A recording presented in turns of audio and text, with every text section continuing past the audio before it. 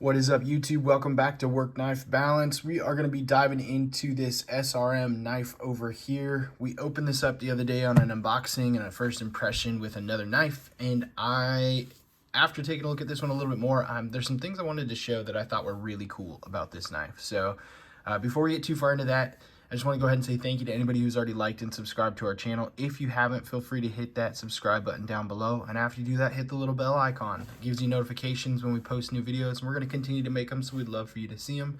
You can also head over to Instagram and follow us at WorkKnifeBalance939.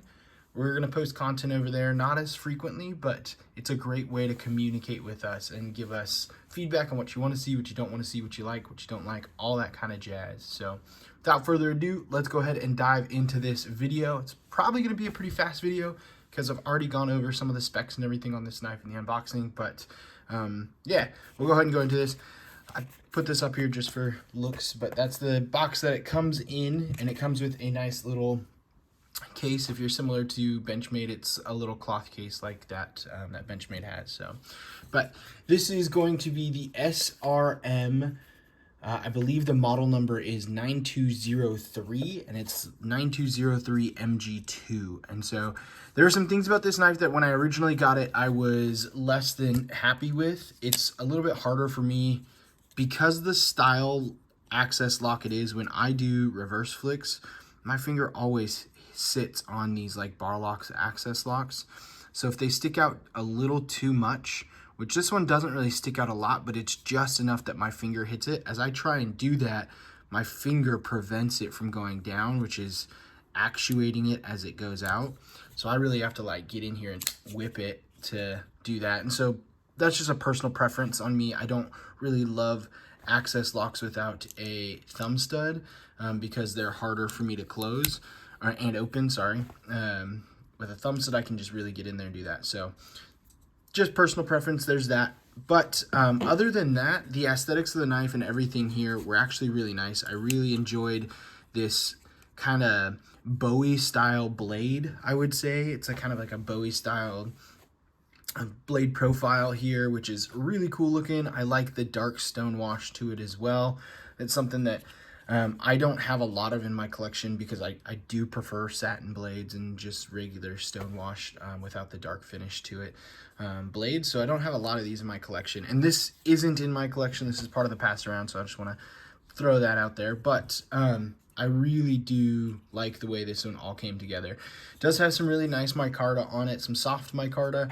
It's gonna give you just enough grippiness, but not too much to where it becomes annoying, I would say.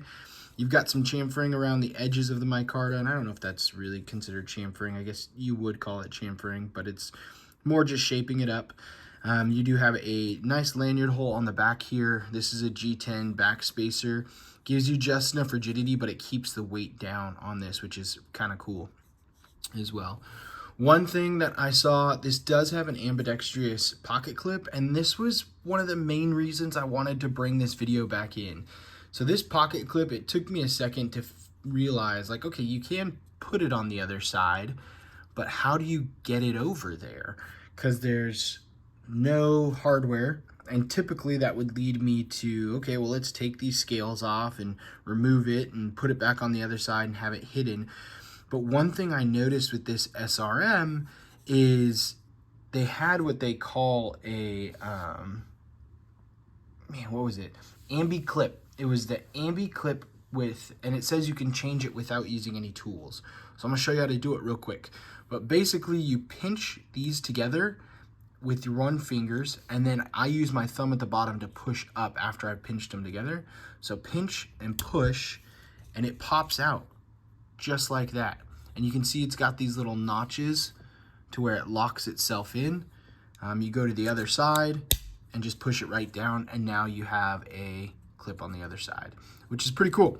So you can go either direction with it. You can put them together and then push up and then flip it over to the other side and have it on one, or you can make it lefty or righty, however you want, which honestly, this knife I wasn't that excited about. I really loved the way it looked, but some of the little things that I mentioned, like not having the thumb stud for the access lock and all that stuff and everything, really kind of turned me away from it at first. But after seeing that, I really got excited about this knife because I have quite a few knives where I have some that I have strictly lefty, strictly right. So if I'm carrying a knife in my left-handed pocket, I don't have to worry about it, stuff that's easy to switch. This is a knife that I could see using as an everyday beater. It does have a different steel that I hadn't heard of before. I mean, I'd heard of it, but I haven't messed with it too much. It has 10CR15 COMOV steel, which is essentially the equivalent of VG10 after looking into it a little bit more. So it's got a really nice steel that's going to be great for an everyday beater knife. Has a hardness of 58 to 60, so nothing that's exuberantly like hard up there where it's like, yeah, this is great, this is amazing, but it gives you just enough that you need for everyday tasks and stuff like that. And then the fact that you have this ease of just like, oh, I'm going to carry this one in my left hand or my left pocket today, being able to swap this over by pinching those and then pushing up makes it 1,000 times more appealing to me, because you can easily just go from righty to, gotta get the hole. There we go. That's what she said. Yeah. Making sure that you can swap it over really easy like that is something that makes this knife really cool. So if you haven't had a chance to check one of these out, please check them out. I think this is a really unique, cool thing. I haven't seen it on literally any other knife except for this SRM, but that pocket clip style, I really like that, especially for a budget knife. And I do classify this as a budget knife. It's coming in just at about 70 bucks. They do have a couple different variations that you can get of it. So it's not the only, this isn't the only style that you can get of it right here, but it's definitely one of the more popular ones out there. You do have the 9203 ME, which is basically the same thing. It just has a little bit more of a drop point blade to it as well. You can get red micarta, you can get blue micarta, you can get black micarta with a satin blade, blue micarta with a satin blade. So there's a couple different variations that you can get out there. All in all, though, I would say this is a pretty sweet knife. I do like it for the price. I wasn't necessarily sold on what it was when I first got it in my hand.